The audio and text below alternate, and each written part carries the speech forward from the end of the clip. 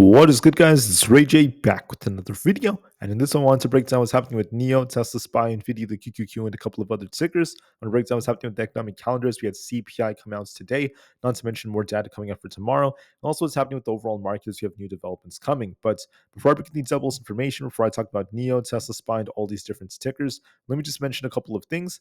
I am firstly not a financial planner, so take nothing I say as financial advice. And also, if you guys can, please check out the Moomoo link, which is down below and in the description. If you sign up for Moomoo and deposit $100, you're guaranteed 7 free stocks. And the offer ends very soon in just about 13 days. Anyways, for the market, we have a very, very important test coming for SPY and the overall market going into tomorrow, and also for NIO as we're approaching some critical support. So I'll break down more details about the charts over the next couple of minutes. I just want to say that NIO was pumping very nicely for this week, pushing all the way up to the $6 area, which is what we called out yesterday. But as you guys know, sometimes we have these events known as buy the rumors, sell the news. So what was happening is NIO was pumping and pumping and pumping as we got very close to the Envo launch, the new sub-brand launch. And then as soon as they made big announcements about it, the share price tanked like a rock. So buy the rumors, sell the news, it really did play out that way. But the question is what's going to happen moving forward? I'll talk about the charts a little bit later and talk about a big test coming for the markets. Let's first talk about what happened with NIO's launch, and I'll talk about some data and such. So meet Envo, NIO's new smart electric EV brand. It was launched on International Day of Families, which is a very, very exciting debut.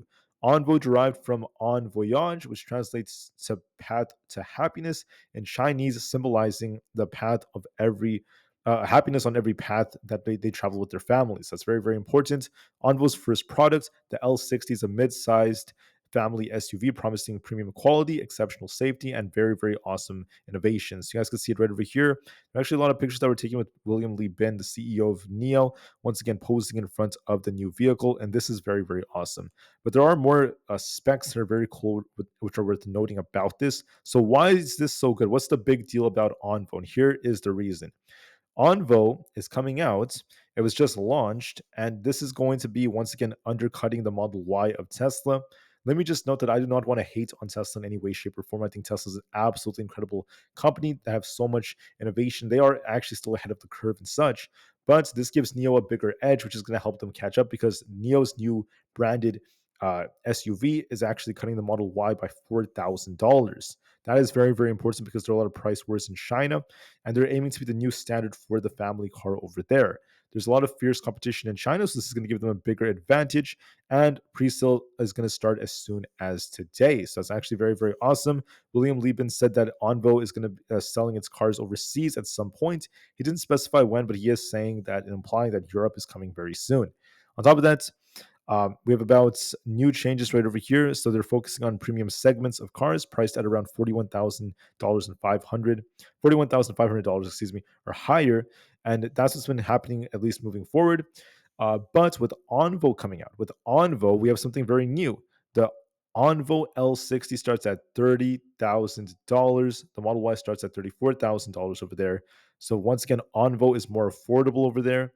And we'll see if this leads to any more changes. So this is going to give them a big advantage. More families may be looking at it, especially for their new specs. I'll talk more about that a little bit later on, but that's something very important to note. Now, for the markets as a whole, please remember that today was CPI day, and all the CPI data came out as expected. So month over month, 0.3% as expected. Year over year for core was 3.6% as expected. For all items, it was 0.3% as expected. Year over year was 3.4% as expected. So everything was as expected for CPI on paper. Do I fully trust the data? Not really. I know that the data is very manipulated, but I just go based off of this because this is what the market likes. This is why the market began to rally today. You could see CPI for all items came down a bit, and then for all items without food and energy or core also came down a bit, once again showing improvement, at least on paper. And the market absolutely went parabolic when this came out. Now, for tomorrow, it's going to be Thursday, May 16th. Please know that 1 hour before the market opens, we have initial jobless claims coming out, continuing jobless claims, more manufacturing numbers, which could affect the market to some extent.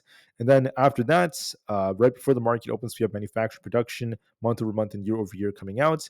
And then a bunch of Fed speakers such as Barr, Harker, Mester, and then Bostic all giving their speeches after that. And the rest of the data is very minor. But look for initial jobless claims before the market opens tomorrow.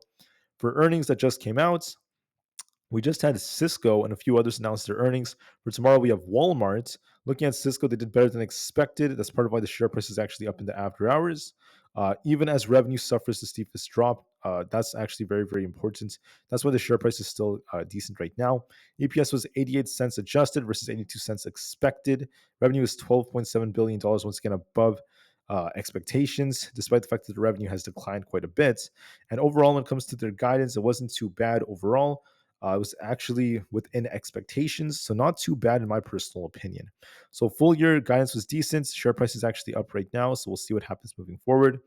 And then I went over the news for NIO already, as Envo has launched. Maguire is maintaining a neutral rating. We're also seeing the price price ratio dipping a bit as NIO's lost some strength. Know that Thursdays have a tendency to be increasing 50% of the time, and we tend to see more volatility around 1 p.m. and also during the final hour of the day. And we'll see what else happens moving forward. I also want to note that at 112 million in volume, that's actually more than twice or very close to twice the average, which is very, very important because we saw high volume selling, which is why NIO crashed today. But we're going to be watching to see if this thing could bounce because it is kind of oversold. So what do I see for the share price? We have this big red bar, which is actually dictating the price action.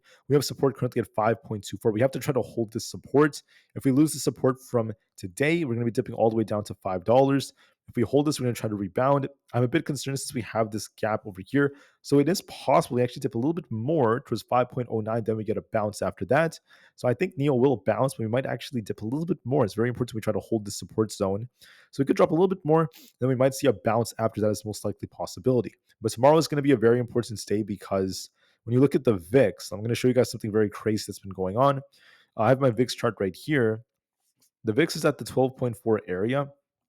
Every time we hit this support this entire year, the VIX has bounced off 12.4. I have the yellow line down here. So if the VIX bounces here, this could mean the market could reject, or the market could be topping.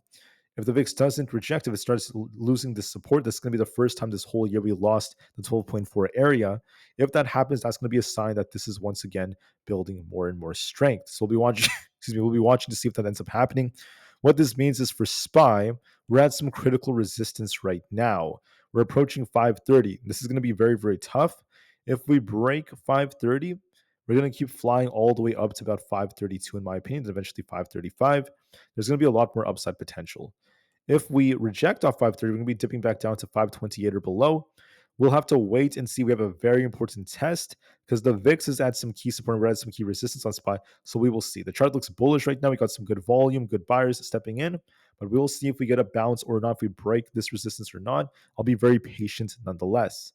For Tesla, we got a bit of a dip for today. This is because we got some negative news. We saw a lot of EVs dipping, not to mention the fact that we popped in the morning thanks to CPI, but then we started dipping as we had bad news involving layoffs and a bunch of other things.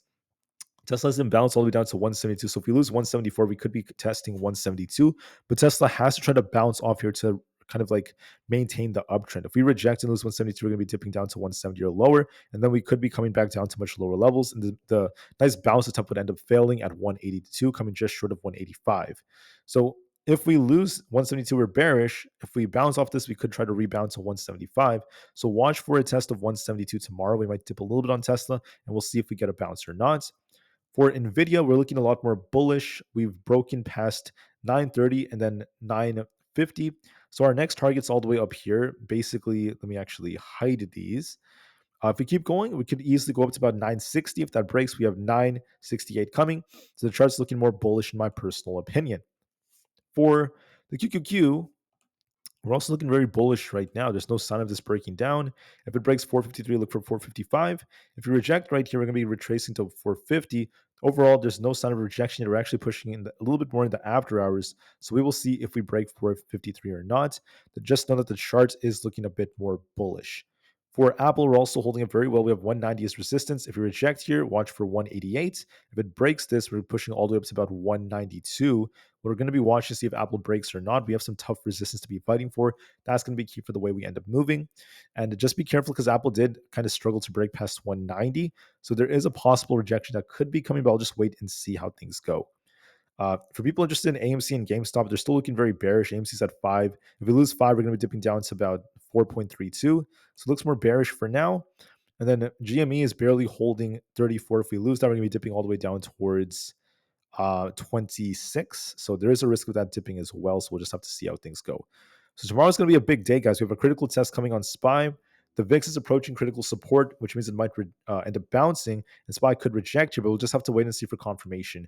If SPY keeps breaking out, the VIX keeps dropping, that's going to be a big anomaly, for the year, because it's going to be the first time the VIX loses its key supports. So we'll be watching to see if that ends up being the case. So for NIO and the others, NIO is still it has this big red bar. It looks to me like it might actually dip a little bit more. We have a nice double top-like structure.